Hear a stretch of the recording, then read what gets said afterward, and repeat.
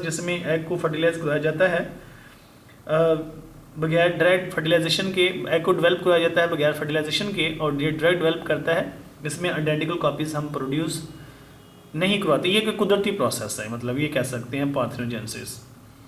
तो एपोमिक्सिस क्या है? ये भी एक ऐसा प्रोसेस है जिसमें आप कह सकते हैं कि प्लांट्स में होता है। ये सेक्सुअल प्रोडक्शन की ही टाइप है ये।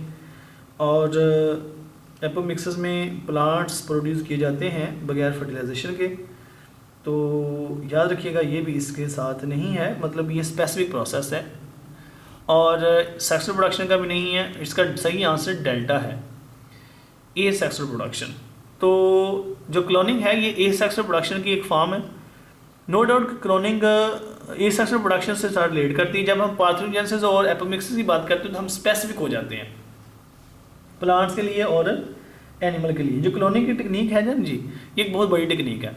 मतलब ये एक ऐसी टेक्निक है जो प्लांट के लिए भी इस्तेमाल की जा सकती है, एनिमल के लिए भी इस्तेमाल की जाती है। एपोमिक्सिस सिर्फ प्लांट के लिए है, पार्थेनोजेनेसिस सिर्फ एनिमल के लिए है। तो क्लोनिंग दोनों के लिए इस्तेमाल की जा सकती है। लिहाजा इसका जो सही आंसर होगा ना वो डेल्टा होगा, ए सेक्सुअल प्रोडक्शन। तो नेक्स्ट क्वेश्चन है जी, antigens to treat non Hodgkin lymphoma. Non Hodgkin lymphoma, Hodgkin lymphoma भी होता है जो कि एक डिजीज़ है, कैंसर की डिजीज़ है। नॉन हॉजकिन लिम्फोमा भी एक डिजीज़ है जी, जो कि ब्लड कैंसर है, वाइट ब्लड सेल का कैंसर है। कहते हैं कि इसकी जो इसकी एंटीजन है वो कैसे प्रोड्यूस की जाती है, कौन से प्लांट से? वीट प्लांट से, राइस प्लांट से, टोबैको से या कॉर्न से? तो याद रखिएगा जो स्टूडेंट्स का सही आंसर है वो टोबैको प्लांट है। ये जेनेटिक इंजीनियर से ट्रांसजेनिक प्लांट प्रोड्यूस किया गया है और टोबैको प्लांट से ही इसकी एंटीजन प्रोड्यूस की जा रही है। क्वेश्चन नंबर 26 है, the survival of an organism during the struggle of our existence is not random but depends on. कहता है कि एग्जिस्टेंस के दौरान, क्या जी, एग्जिस्टेंस के दौरान जो किसी जानदार की लाइफ है, ठीक है जी, उसका जो सर्वाइवल है वो रैंडम नहीं है। तो बताएं फिर किस पे बेस करता है? तो पहला ऑप्शन है इट्स जेनेटिक कॉन्स्टिट्यूएंट्स, ठीक हो गया जी, पहला ऑप्शन जेनेटिक कॉन्स्टिट्यूएंट्स। बीटा है its ability to acquire characters. Charlie पे लिखा है its ability to overproduce, और डेल्टा पे लिखा है its ability to overeat. तो इसका जो सही ऑप्शन है जी वो अल्फा है, इट्स जेनेटिक कॉन्स्टिट्यूशन। जिस तरह का किसी जानदार का जीनोम होता है, ये डार्विन का कॉन्सेप्ट है, जिस तरह का किसी जानदार में जीनोम होता है, जैसा उसका जेनेटिक कैरेक्टर होता है, उसमें वैसे ही कैरेक्टरिस्टिक्स डेवलप करते हैं, ठीक हो गया जी। तो बीटा में वो लिखता है its ability to acquire character, नहीं जी, एक्वायर कैरेक्टर वो होते हैं जो एनवायरनमेंट से अटेन किए हों, ऐसा नहीं होता। Its ability to overproduce, नहीं, बिल्कुल भी नहीं। अगर कोई जानदार बहुत ज़्यादा तादाद में प्रोड्यूस हो जाता है इसका मतलब ये उसके सर्वाइवल चांसेस बढ़ जाते हैं। Its ability to overeat, ज़्यादा खाने से सर्वाइवल चांसेस नहीं बढ़ते। तो इसका जो सही आंसर है वो जेनेटिक कॉन्स्टिट्यूशन है जी। जितना ज़्यादा जेनेटिक मटीरियल अच्छा होगा उतना उसमें सर्वाइवल रेट भी ज़्यादा पाया जाएगा, ठीक हो गया जी। इसका जो सही आंसर है वो क्या है स्टूडेंट्स? हाँ जी बोलें, अल्फा। नेक्स्ट क्वेश्चन है जी, क्वेश्चन नंबर जो अभी हमने डिस्कस किया है वो क्वेश्चन था क्वेश्चन नंबर 26 था। अब हम क्वेश्चन नंबर 27 डिस्कस करने जा रहे हैं। तो आइए देखते हैं क्वेश्चन नंबर 27 कौन सा है जी। That is evolutionary relationship among species are reflected in there. Evolutionary relationship amongst species, इनके स्पीशीज के दरमियान में जो एवोल्यूशनरी रिलेशनशिप है वो आर रिफ्लेक्टेड इन देयर, उन किससे कैसे ज़ाहिर होता है एवोल्यूशनरी रिलेशनशिप, यानी कि कैसे जानदारों के दरमियान में रिलेशन कैसे ज़ाहिर होता है, ठीक है जी। डीएनए और प्रोटीन से, आरएनए और प्रोटीन से, डीएनए और जीन से, और डीएनए और आरएनए से, ठीक हो गया जी। पहला ऑप्शन क्या दिया जी उसने, डीएनए और प्रोटीन से, ये सही ऑप्शन है। डीएनए से और प्रोटीन से उनका एवोल्यूशनरी रिलेशनशिप ज़ाहिर होता है। आरएनए और प्रोटीन से नहीं होता क्योंकि आरएनए डायरेक्टली जेनेटिक मटीरियल नहीं है। डीएनए और जीन दोनों एक ही चीज़ है, इनसे भी नहीं, और डीएनए और आरएनए से भी नहीं, क्योंकि प्रोटीन्स जो एक्सप्रेस होती हैं ना वो प्रोटीन्स हैं, लिहाजा प्रोटीन से भी ज़ाहिर होगा। क्वेश्चन नंबर 28 है, if all the members of a population are homozygous, यानी कि एक पॉपुलेशन है उसके तमाम मेंबर्स होमोजाइगस हैं एक सेम एलील के लिए, that allele is said to be, यानी कि फ़र्ज़ करें एक पॉपुलेशन है उसमें एक एलील है, उसमें सारे के सारे एक जैसी एलील है, उसकी तादाद में इजाफा नहीं हो रहा क्योंकि सारी है ही एक जैसी, तो हम उसको कहेंगे ये जो फिक्स हो गई है, ये एलील क्या हो गई है जीन में, इस पूल के अंदर वो फिक्स हो गई है। तो इसका जो पहला क्वेश्चन है, ऑप्शन है वो है रैंडम इन पॉपुलेशंस पूल, बिल्कुल भी नहीं ये सही। बीटा में है फिक्स्ड इन पॉपुलेशंस पूल, ठीक हो गया, पॉपुलेशन पूल में वो फिक्स हो गई है। पॉपुलेशन पूल तो कुछ भी नहीं है, रैंडम इन स्पीशीज ये भी नहीं है, फिक्स्ड इन जीन पूल ये सही है क्योंकि पॉपुलेशन पूल कुछ भी नहीं है, एक्चुअली जीन पूल होता है। जीन पूल क्या है, total number of genes in a breeding population. तो इसका जो सही आंसर है स्टूडेंट्स वो क्या होगा, डेल्टा। ठीक हो गया जी। नेक्स्ट क्वेश्चन हम चलते हैं जी 29 की तरफ। क्वेश्चन नंबर 29 है जी, क्या है जी question number 29, diseases in the living organisms which are caused by parasites are called, यानी कि वो डिजीज जो पैरासाइट की वजह से होती हैं वो कौन सी हैं। डिसइन्फेस्टेशन क्या है जी, ऐसा प्रोसेस है जिसमें डिजीज को ट्रीट किया जाता है, पैरासाइट को बॉडी से निकाला जाता है। बीटा ऑप्शन में है एंटीसेप्सिस, एंटीसेप्सिस भी नहीं है, एंटीसेप्सिस तो प्रोसेस है जिसमें हम डिजीज का ट्रीट करते हैं एंटीसेप्टिक से। इन्फेक्शन तो बीमारियों का नाम है, इसका जो सही ऑप्शन है जी वो है जी इन्फेस्टेशन। इन्फेस्टेशन क्या होता है कि ऐसा प्रोसेस जिसमें कोई पैरासाइट बॉडी में दाखिल हो और उससे डिजीज़ हो जाए, तो इसका जो सही ऑप्शन है वो डेल्टा है। क्वेश्चन नंबर 30 की तरफ मूव करते हैं जी। The nutrient cycle are also called, nutrient cycle क्या होता है, ऐसा साइकिल जिसमें न्यूट्रिएंट सर्कुलेट करते हैं जानदारों की बॉडी में और सॉइल में। तो इसका जो पहला ऑप्शन है वो है बायो जियो केमिकल साइकिल, बिल्कुल सही आंसर है ये। बायो मीन्स लिविंग ऑर्गेनिज्म, जियो मीन्स सॉइल और केमिकल सब यहाँ पे न्यूट्रिएंट्स हैं, तो इसका जो सही आंसर होगा वो अल्फा होगा। बीटा क्या है जी, बीटा में लिखता है बायोकेमिकल साइकिल। बायोकेमिकल साइकिल इसका आंसर नहीं है क्योंकि बायोकेमिकल में सिर्फ उसने बायो का और केमिकल का जिक्र किया है, इसमें उसने सॉइल का जिक्र नहीं किया। फिर लिखता है बायो एलिमेंट साइकिल, ये भी नहीं हो सकता। जियो केमिकल साइकिल भी नहीं हो सकता, जियो केमिकल में भी उसने सिर्फ और सिर्फ जियो और केमिकल यानी कि सॉइल और केमिकल का जिक्र किया है। तो इसका जो सही आंसर स्टूडेंट्स वो कौन सा होगा, alpha.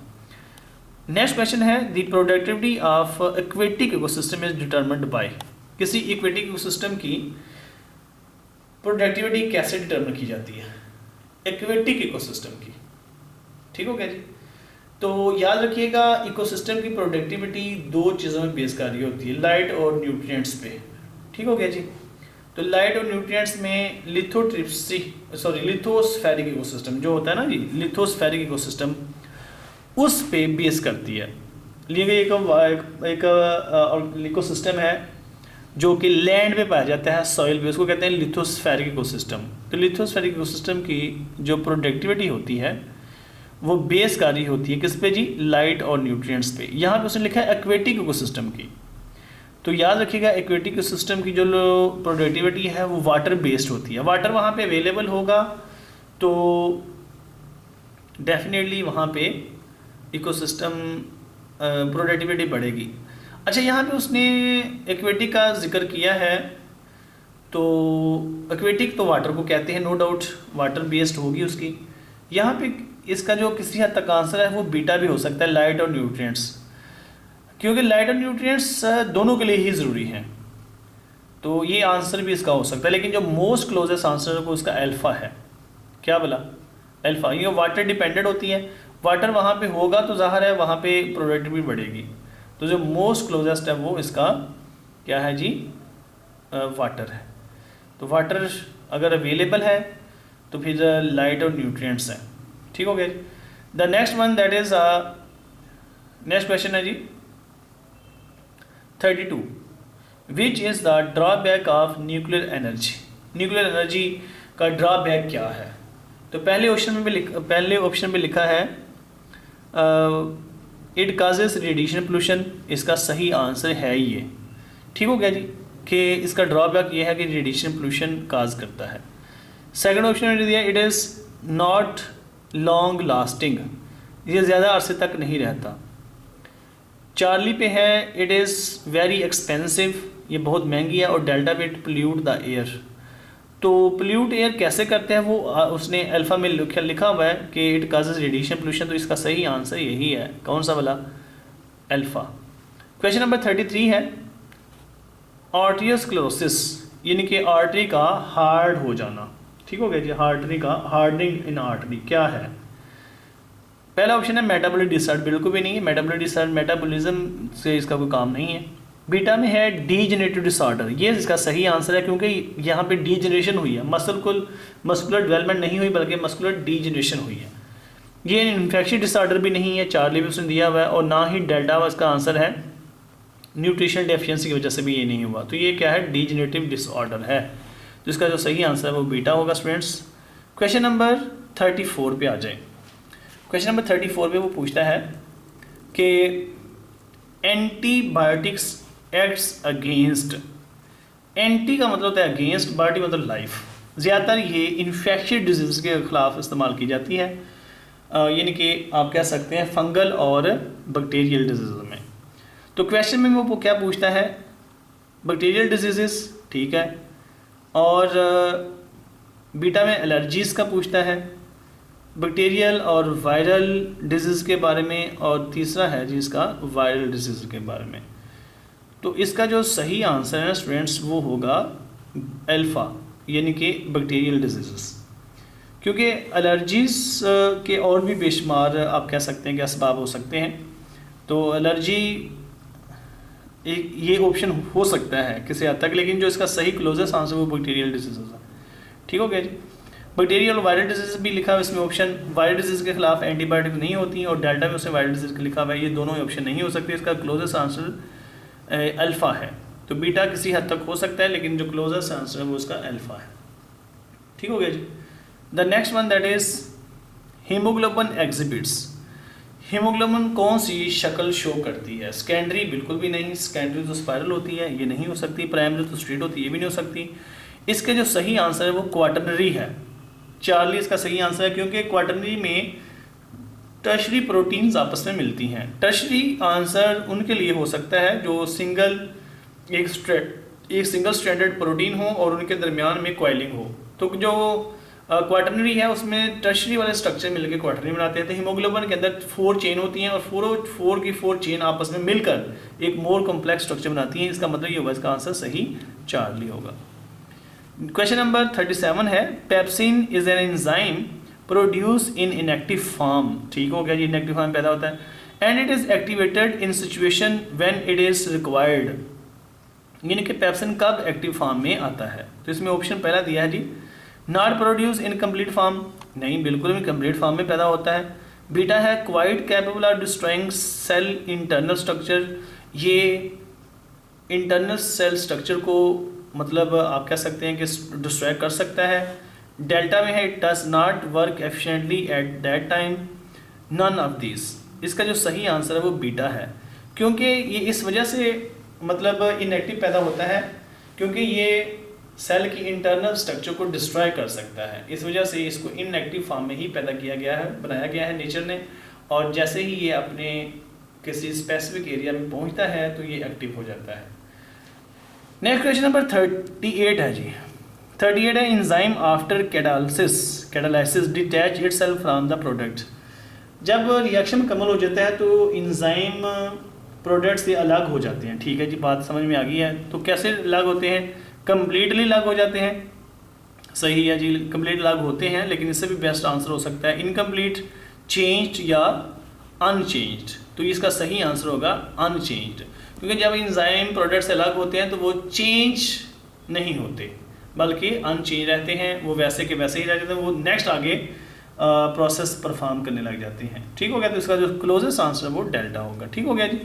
The next question is that 39 question है जी, that is a group of ribosome attach to the messenger RNA known as. Ribosome बिल्कुल नहीं, राइबोसोम तो पहले उसने क्वेश्चन में पूछा हुआ है, ग्रुप ऑफ राइबोसोम्स। बीटा है लेसोसोम, ये भी नहीं हो सकता। लेसोसोम तो ऐसे ऑर्गेनेली हैं जो कि ब्रेकडाउन में, सेल के अंदर ब्रेकडाउन में हेल्प करते हैं। और नेक्स्ट क्वेश्चन है जी न्यूक्लियोसोम, बिल्कुल ये भी नहीं हो सकते। न्यूक्लियोसोम तो ऐसे ऐसे पार्ट्स होते हैं जिसमें प्रोटीन और डीएनए शामिल होता है, दोनों को कोलेटरल न्यूक्लियोसोम कहते हैं। और डेल्टा पे है पोलिसोम। तो पोलिसोम क्या है जी? Group of ribosomes and that is attached to the same strand of RNA. तो इसका सही आंसर स्टूडेंट क्या होगा? पोलिसोम। क्वेश्चन नंबर 40 है, detoxification of harmful drugs within the cell is done by, यानी कि डिटॉक्सिफिकेशन है हार्मफुल ड्रग्स की, वो सेल के अंदर कौन करता है? न्यूक्लियोलस। बिल्कुल भी नहीं। न्यूक्लियोलस तो न्यूक्लियस के अंदर एक ऑर्गेनेली है जो कि राइबोसोम को तैयार करने में हेल्प करती है। स्मूथ सरफेस एंडोप्लाज्मिक रेटिकुलम, बिल्कुल इसका आंसर यही है, बीटा। बीटा क्या करता है? ये स्मूथ एंडोप्लाज्मिक रेटिकुलम एक ऐसा मतलब ऑर्गेनेली है जो कि सेल के अंदर डिटॉक्सिफिकेशन ज़्यादातर लीवर के सेल में ये करती है। राइबोसोम ये काम नहीं करते और ना ही फूड वेब के लिए काम करते हैं। नेक्स्ट क्वेश्चन है जी 42, which is true about pattern baldness. Baldness क्या है जी? गंजापन है। और कहते हैं इसके बारे में ट्रू क्या है। पहला उसने ऑप्शन दिया है, it is autosomal recessive disease in males. बिल्कुल भी नहीं, ये ऑटोसोमल तो है लेकिन ये रिसेसिव जीन नहीं है। रिसेसिव जीन क्या होती है? जिसकी रिसेसिव डिजीज़ क्या होती है? जिसकी जीन दोनों ही रिसेसिव हो, मतलब वो डोमिनेंट अलील की वजह से छुप जाए। It is autosomal dominant disease in male. बिल्कुल यही है। ऑटोसोमल क्या है? ऐसी डिजीज जिसके अंदर सेक्स क्रोमोसोम ना हो, यानी कि एक्स और वाई क्रोमोसोम ना हो, उसको हम क्या कहते हैं? ऑटोसोमल डिजीज कहते हैं। तो डोमिनेंट डिजीज है ये मेल में, ये इसका ऑप्शन बिल्कुल ठीक है। इसका जो सही ऑप्शन है वो बीटा ही है। चार्ली में क्या लिखता है? It is x linked disease, यानी कि एक्स लिंक्ड ये डिजीज नहीं है क्योंकि ये ऑटोसोमल है। और डेल्टा में लिखता है it is a Y linked disease, ये भी नहीं है क्योंकि ये ऑटोसोमल डिजीज है। क्वेश्चन नंबर 43 पे आते हैं। क्वेश्चन नंबर 43 है जी, symptom of herpes simplex is. Herpes simplex एक वायरल डिजीज है।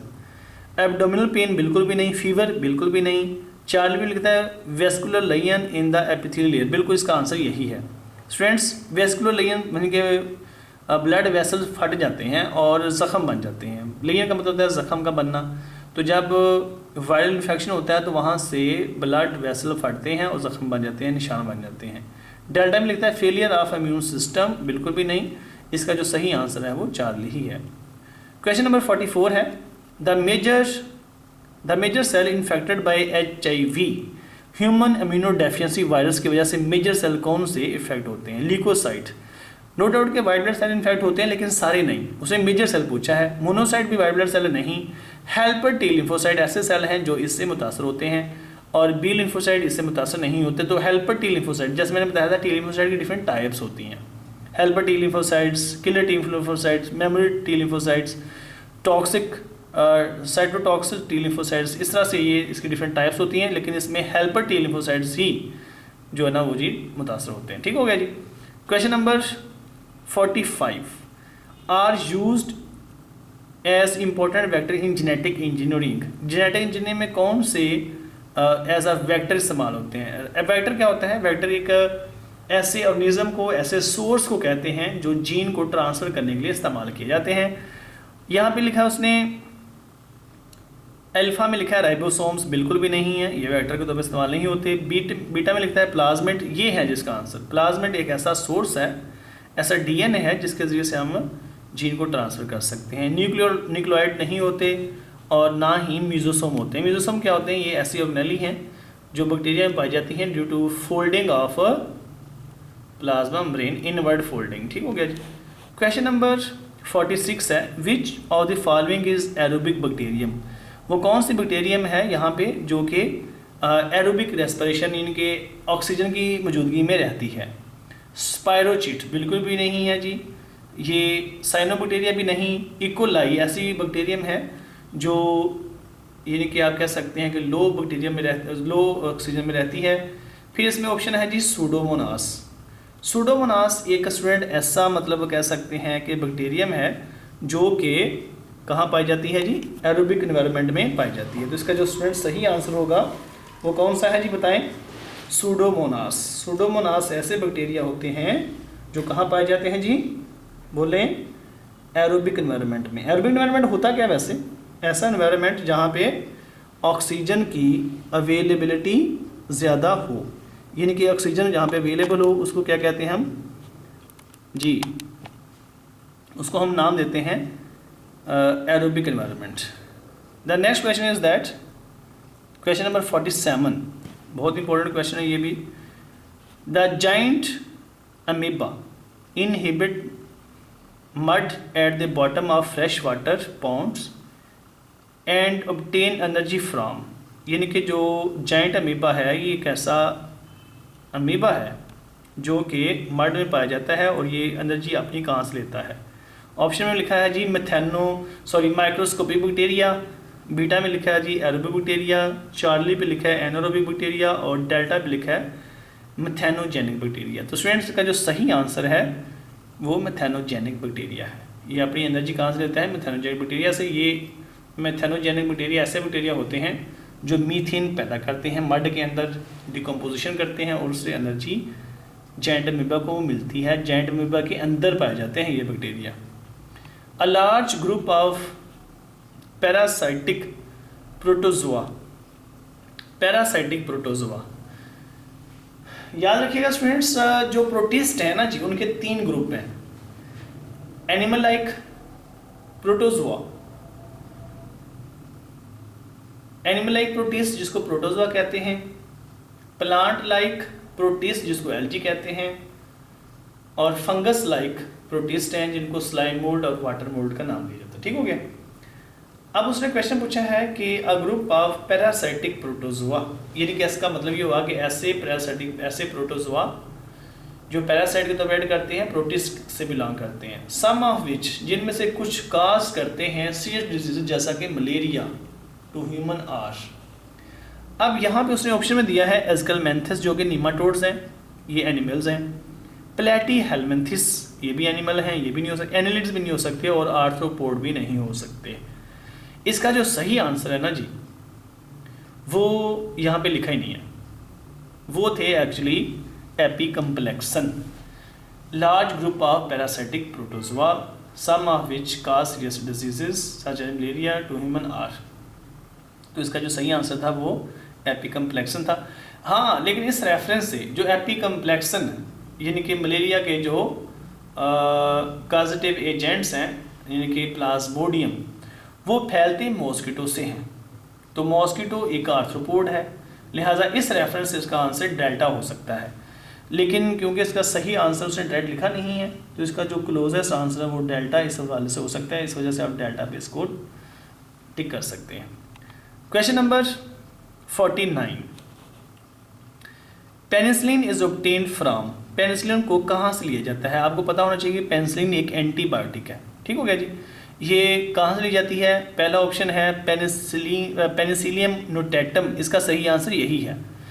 तो एस्परजिलस फ्लेवस ये भी इसका सही आंसर नहीं है। एस्परजिलस फ्यूमिगेटस भी आंसर नहीं है। पेनिसिलियम कैरिसोजीनम ये भी इसका सही आंसर नहीं है। इसका जो सही आंसर है वो पेनिसिलियम नोटेटम है। अल्फा इसका सही आंसर होगा। क्वेश्चन नंबर 50 है which of the following component is less resistant to decay. इनमें ऑप्शन में से कौन सा ऐसा है जो डीके जल्दी से नहीं होता, लेस डीके है, मतलब वो आसानी से डीके नहीं होता। तो पहला ऑप्शन है जी लिग्निन। लिग्निन एक ऐसा ऑर्गेनिक कंपाउंड है जो प्लांट की सेल वॉल में पाया जाता है, ये डीके हो जाता है। ठीक हो गया जी। स्टार्च एक ऐसा कंपाउंड है, ऐसा कार्बोहाइड्रेट है जो कि प्लांट में एनर्जी का सोर्स है, ये भी हो जाता है, ये डिकम्पोज हो जाता है किसी हद तक। चार्ली पे लिखा है जी chitin, it is less resistant, लिखा है जी component is less resistant to decay, less resistant. Charlie जो है ना, जो चार्ली है ये बहुत ज़्यादा रेजिस्टेंट है, ये डीके आसानी से नहीं होता। और डेल्टा पे है सेलुलोज, सेलुलोज भी प्लांट के सेल वॉल का एक कंपोनेंट है। ठीक हो गया जी। सेलुलोज भी लेस नहीं है, काइटन भी नहीं है और लिग्निन भी नहीं है। ठीक है ना, ये किसी हद तक वैसे हो जाते हैं, लेकिन इनसे जो सबसे लेस है वो स्टार्च है, क्योंकि स्टार्च जल्दी से टूट के एनर्जी प्रोवाइड करता है प्लांट्स में भी और एनिमल्स में भी। तो इसका जो सही आंसर होगा वो बीटा होगा, क्योंकि ये किसी भी सेल वॉल का कंपोनेंट नहीं है। लिग्निन भी सेल वॉल का कंपोनेंट है। ठीक हो गया जी। और इस तरह से काइटन भी सेल वॉल का कंपोनेंट है और सेलुलोज भी। स्टार्च क्योंकि एक एनर्जी का सोर्स होता है, ये एनर्जी रिजर्वायर है और ये टूट के एनर्जी प्रोवाइड करता है। क्वेश्चन नंबर 51 है, are bio indicator of air pollutions, यानी कि एयर पोल्यूशन के कौन से इंडिकेटर सही हैं? साइनोबैक्टीरिया, फंजाई, माइक्रोहाइजा और लाइकन्स। तो स्टूडेंट्स इसमें से जो सही आंसर होगा वो लाइकन्स हैं। चैप्टर नंबर 8 में से क्वेश्चन पूछा गया, ये बायो इंडिकेटर होते हैं, पोल्यूशन इंडिकेट करते हैं, ये कौन से जी? लाइकन्स। नेक्स्ट है जी चैप्टर नंबर क्वेश्चन नंबर है जी 52, ठीक होगा जी। क्वेश्चन नंबर 52 है, the gymnosperms are called as naked seeded plants because they bear naked, यानी कि उनको नेकेड सीडेड क्यों कहते हैं? इनमें कौन सी ऐसी चीज़ है जो नेकेड है? तो पहला है जी इंथ्रीडिया। इंथ्रीडिया ये एक ऐसे सेक्स ऑर्गन्स हैं जो ब्रायोफाइट्स के अंदर यानी कि स्पर्म पैदा करते हैं, ठीक हो गया जी। ओव्यूल्स, ओव्यूल वो पार्ट है जिनसे सीड बनता है। फ्रूट्स तो आपको पता है ओवरी से बनता है। आर्चिगोनियम, आर्चिगोनियम के अंदर ओव्यूल होता है, ठीक हो गया जी। तो आर्चिगोनियम याद रखिएगा ऐसा पार्ट है फीमेल का जिसके अंदर फर्टिलाइजेशन होती है। तो इसका जो सही आंसर स्टूडेंट है ना वो ओव्यूल है, ओव्यूल से सीड बनता है, ठीक हो गया जी। ओव्यूल निकट होते हैं और उस ओव्यूल से ही क्या बनता है जी? क्या बनते हैं जी? सीड बनते हैं। तो जब ये निकट हैं तो क्या होगा? इनमें आप कह सकते हैं कि सीड भी निकट ही होगा। तो इसका सही आंसर क्या होगा? Ovule. Question number 53, integumented adherent megasporangium is called as ovule. Students ये एक ओव्यूल की डेफिनेशन है, यानी कि megasporangium. What is an ovule? It is an integumented यानी कि कवर्ड होता है, एडहेसेंट मेगास्पोरेंजियम यानी कि इसके अंदर मेगास्पोर बनता है। ओव्यूल की डेफिनेशन यही है, ठीक हो गया जी। नेक्स्ट क्वेश्चन है जी, pulses are present in the family Caesalpiniaceae, Fabaceae, Gramineae और मिमोजेसी। तो इसका जो सही आंसर है वो स्टूडेंट्स फेबेसी है। ये बहुत ही इंपॉर्टेंट क्वेश्चन है। फेबेसी एक ऐसी प्लांट की फैमिली है जिसके अंदर, जिसको पी फैमिली भी कहते हैं, इसके अंदर पल्सेस ये कि दालें वगैरह कॉमन है। It is N endoparasite of human, cattle, pig that complete it's life cycle in 2 host. इसमें ऑप्शन दिया है, टेबर्म है, ऑरेलिया, लीवर फ्लूक और प्लेनेरिया। तो प्लेनेरिया तो फ्री लिविंग है, लीवर फ्लूक के अंदर ये 2 होस्ट मुकम्मल करता है और ये पिग में, कैटल और ह्यूमन में एट ए टाइम कॉमन नहीं होता। ऑरेलिया तो जेलीफिश है, ये भी फ्री लिविंग है। तो इसमें जो सही आंसर है वो स्टूडेंट्स अल्फा है, टेबल। क्वेश्चन नंबर 56 है, टीसी फ्लाई, टीसी फ्लाई भी कहते हैं इसको, causes sleeping sickness disease and skin diseases by transmitting. Tsetse fly एक ऐसा इंसेक्ट है जो जैसे मॉस्किटो मलेरिया को फैलाता है, तो ये भी एक काजेटिव एजेंट को फैलाता है। उसका जो एजेंट का नाम है ट्राइपेनोसोमा और इसका जो सही आंसर होगा वो बीटा होगा। प्लाज्मोडियम नहीं है जो कि वो तो मॉस्किटो से फैलता है, इसका सही आंसर बीटा होगा। चार्ली में एनोफिलीज लिखा है, ये भी मॉस्किटो है और डेल्टा में उसने इंसेक्ट लिखा हुआ है, तो ये भी इसका आंसर नहीं हो सकता। क्वेश्चन नंबर 57 है, coelom is a cavity lined by. याद रखिएगा स्टूडेंट्स, सिलोम एक बॉडी कैविटी है और ये मेसोडर्म की वजह से कवर्ड होती है, तो इसका सही आंसर मेसोडर्म ही होगा। अल्फा इसका सही आंसर है, एंडोडर्म, एपिडर्म और एक्टोडर्म ये इसका आंसर नहीं हो सकते। क्वेश्चन नंबर 58, आइए क्वेश्चन नंबर 58 देते हैं। कहता है जी, which of the following molecule is reduced by accepting hydrogen in कैनवल साइकिल। कैनवल साइकिल के दौरान कौन सा मॉलिक्यूल है जो हाइड्रोजन को रिसीव करने के बाद उसकी रिडक्शन हो जाती है? पहला ऑप्शन दिया जी ग्लिसरल्डिहाइड 3 फास्फेट, बिल्कुल भी नहीं है जी, ये तो G3P, ये तो कह सकते हैं कि ऐसा मॉलिक्यूल है जो बनता है रिडक्शन के बाद बनता है। Which of the following molecule is reduce, reduction किसकी होती है वो पूछा उसने। बीटा में लिखता है कि राइबोलोज बिसफास्फेट, बिल्कुल भी नहीं, इसकी तो इसमें तो कार्बन डाइऑक्साइड ऐड होती है। 4 में लिखता है 3 फास्फोग्लिसराइड, नहीं। क्वेश्चन नंबर इस क्वेश्चन में जो डेल्टा ऑप्शन है वो सही है, 1,3 बिसफास्फोग्लिसराइड। ये ऐसा कंपाउंड है जिसे कार्बन नंबर 1 पे और 3 पे फास्फेट लगा होता है। फिर क्या होता है, एक NADH आता है और वो NADH क्या करता है, अपना H दे देता है, यानी कि NADPH वो आता है, वो अपना H दे देता है इसको, और कार्बन नंबर 1 से फास्फेट निकल जाता है, उसकी जगह पे हाइड्रोजन लग जाता है और ये बन जाता है 3 फास्फोग्लिसराइड बन जाता है। और ये सॉरी 3 फास्फोग्लिसराइड नहीं बनता, बल्कि ये बनता है ग्लिसरॉल्डिहाइड 3 फास्फेट बनता है, और जिससे आगे फिर मजीद शुगर बनती है। तो इसका जो सही आंसर होगा वो डेल्टा होगा। डेल्टा में हाइड्रोजन ऐड होती है, उसकी रिडक्शन होती है। क्वेश्चन नंबर है 59। The molecules formed after first phosphorylation during the glycolysis. Glycolysis में फास्फोरिलेशन होती है ये 2 दफ़ा, ठीक है जी। फास्फोरिलेशन क्या है जी, एडिशन ऑफ फास्फेट। ग्लूकोज में जब पहला फास्फेट ऐड बनता है तो ग्लूकोज 6 फास्फेट बनता है, क्योंकि फास्फेट ऐड होता है कार्बन नंबर 6 पे। तो कौन सा मॉलिक्यूल बनेगा जी, ग्लूकोज 6 फास्फेट। इसका जो सही आंसर है वो डेल्टा है, ग्लूकोज 6 फास्फेट। बाकी इसके आंसर गलत है। फ्रुक्टोज नहीं बन सकता, वो नेक्स्ट बनता है फ्रुक्टोज 1,6 बिस फास्फेट, तो दूसरी फास्फोरिलेशन में बनता है। ग्लूकोज 1 फास्फेट भी नहीं बनता, क्योंकि 1 कार्बन पे फास्फेट ऐड नहीं होता। क्वेश्चन नंबर 60 है, Krebs cycle in mitochondria takes place in. Krebs cycle कहाँ होता है, साइटोसोल तो माइटोकॉन्ड्रिया में होता नहीं है, वो तो साइटोप्लाज्म में पाया जाता है। फिर बीटा में है मैट्रिक्स, मैट्रिक्स में भी नहीं होता क्रब साइकिल। आउटर मेम्ब्रेन में भी होती है, ये इनर माइटोकॉन्ड्रियल मेम्ब्रेन पे पाया जाता है। ये बहुत इंपॉर्टेंट MCQ है जी, तो याद रखिएगा क्रब साइकिल माइटोकॉन्ड्रिया की इनर मेम्ब्रेन में होता है।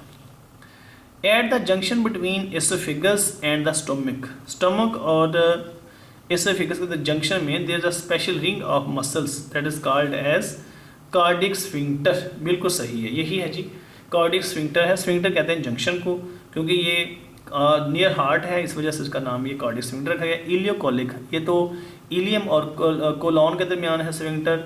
एसोफेजियल स्फिंक्टर भी नहीं है, ये पाइलोरिक स्फिंक्टर तो स्मॉल इंटेस्टाइन यानी कि ड्यूडेनम और स्टमक के दरमियान में होता है। तो इसका जो सही आंसर स्टूडेंट वो क्या है, alpha. Question number 62, hepatic and pancreatic secretions are also stimulated by hormone called. यानी कि लीवर की और पैंक्रियाज के सिक्रीशन को कौन स्टिमुलेट करता है, कौन सा हार्मोन। गैस्ट्रीन है, सिक्रीटन है, इंसुलिन है और ग्लूकागॉन है। गैस्ट्रीन तो जिस गैस्ट्रिक ग्लैंड को करती है, गैस्ट्रिक ग्लैंड यानी कि स्टमक के अंदर ये करती है बस। सिक्रीटन एक ऐसा हार्मोन है जो दोनों को यानी कि लीवर की और पैंक्रियाटिक सिक्रीशन को स्टिमुलेट। इंसुलिन तो एक ग्लूकोज को कंट्रोल करने वाला हार्मोन है, और ग्लूकागॉन तो आप कह सकते हैं ये ग्लूकागॉन शुगर को प्रमोट करने वाला हार्मोन है। तो स्टूडेंट्स का सही आंसर बीटा होगा। क्वेश्चन नंबर है जी 63, like pepsin trypsin is also secreted in active trypsin which activated by. जिसको एक्टिवेट कौन करेगा, इसको एक्टिवेट करता है इंटेरोकाइनेस। तो इसका सही आंसर अल्फा होगा। लाइपेज भी नहीं, काइम भी नहीं और रिप्सन भी नहीं। तो ये रिप्सन एक लैदर से प्रोटीन को डिजेस्ट करने वाला हार्मोन है। काइम तो ये वो एक आप कह सकते हैं कि फूड है जो स्टमक से स्मॉल इंटेस्टाइन में आती है। लाइपेज लिपिड को डिजेस्ट करने वाला एंजाइम है, जिसका जो सही एंजाइम नाम होगा वो इंटेरोकाइनेज है। तो आइए स्टूडेंट्स देखते हैं क्वेश्चन नंबर देखते हैं जी नेक्स्ट 64। क्वेश्चन नंबर 64 है जी, हाँ जी, ड्यूरिंग फोटो रेस्पिरेशन, ठीक हो गया जी। फोटो रेस्पिरेशन के दौरान the glycolate is converted into glycine in which of the following cell structure. तो ये इसमें ऑप्शन दिए हैं, गोल्जी बॉडीज़ नहीं है, ग्लाइऑक्सिसोम नहीं, माइटोकॉन्ड्रिया नहीं। इसका जो सही आंसर स्टूडेंट वो है पर ऑक्सीसोम, ये काम करते हैं। क्वेश्चन नंबर 65 है, the respiratory pigment which has much higher affinity to combine with oxygen is. इसका सही आंसर स्टूडेंट्स मायोग्लोबिन है। मायोग्लोबिन क्या है कि एक ऐसी प्रोटीन है जो मसल में पाई जाती है। इसकी सिंगल चेन होती है, लेकिन ये ऑक्सीजन को काफ़ी ज़्यादा देर तक अपने साथ बाइंड रख सकती है। ग्लोबिन प्रोटीन ये डिफरेंट टाइप्स की है, ग्लोबुलर प्रोटीन्स हैं, ये भी नहीं है इसमें। हीमोग्लोबिन ये ऑक्सीजन के साथ कंबाइन करती है, लेकिन इसकी एफिनिटी बहुत ज़्यादा नहीं है। हीमोसायनिन ये तो एक पिगमेंट प्रोटीन है, नो डाउट ये इसका ब्लू कलर होता है, ये ऑक्सीजन के साथ मिल सकती है, लेकिन सबसे ज़्यादा जो एफिनिटी है वो किसकी होगी, मायोग्लोबिन की ही होगी। क्वेश्चन नंबर 66 है। Question number 66 student, that is most of most of the carbon dioxide is carried in blood in the form of, यानी कि जो कार्बन डाइऑक्साइड है ब्लड में वो ज़्यादा किस वजह से ट्रांसपोर्ट होती है। तो इसमें ऑप्शन दिए हैं जी, bicarbonate, carboxy haemoglobin, carbon dioxide as blood, plasma. तो ऐसा प्लाज्मा प्रोटीन, तो इसका स्टूडेंट सही जो आंसर है वो बाइकार्बोनेट्स हैं। तो बाइकार्बोनेट से अबाउट ये 70% जो कार्बन डाइऑक्साइड है वो ट्रांसपोर्ट होती है। तो इसका जो सही आंसर है स्टूडेंट वो बाइकार्बोनेट है। एंटीबायोटिक्स आर यूजुअली, एंटीबायोटिक्स ये प्रोटीन्स हैं, कहता है ज़्यादातर क्या होती हैं, globular proteins, glycoproteins, fibrous proteins और ग्लाइकोलिपिड्स। तो ये स्टूडेंट्स याद रखिएगा, ये ज़्यादातर क्या होती हैं जी, ये ग्लोबुलर प्रोटीन है, यानी कि ये ऐसी प्रोटीन जो कम्प्लेक्स हैं, इनमें चेन्स पाई जाती हैं और ये ग्लोबलाइक होती हैं ज़्यादातर। तो नेक्स्ट क्वेश्चन है जी, heparin prevent blood clots and it released by, no doubt के हेपारीन एक ऐसा हार्मोन है जो हमारे ब्लड के अंदर ब्लड क्लॉटिंग को रोकता है और ये पैदा होता है किससे, बेसोफिल सेल से। ऑप्शन ए में लिखा है जी एसिनोफिल्स, बीटा में है मोनोसाइट्स, चार्ली में है न्यूट्रोफिल और डेल्टा में बेसोफिल है। तो स्टूडेंट्स का जो सही आंसर होगा वो डेल्टा होगा। तो स्टूडेंट यहाँ पे ये क्वेश्चन मुकम्मल होते हैं। ये एक्चुअली 70 क्वेश्चन थे, बीच में 2 हमने वो नंबरिंग में थोड़ी सी मिस प्रिंटिंग हो गई है। तो इसके जो सही मतलब क्वेश्चन थे वो 70 थे। ये 2009 का पेपर था, 70 MCQ था, बातें थे। तो ये स्टूडेंट मैंने आपके साथ डिटेल से ये डिस्कस किया है। इसको मैक्सिमम स्टूडेंट सेंड भी करना, लोगों को इसका बारे में बताएं और चैनल को सब्सक्राइब करने का भी कहें ताकि मैक्सिमम लोग इससे फ़ायदा उठा सकें। अपना बहुत ख्याल रखिएगा। अल्लाह हाफिज़।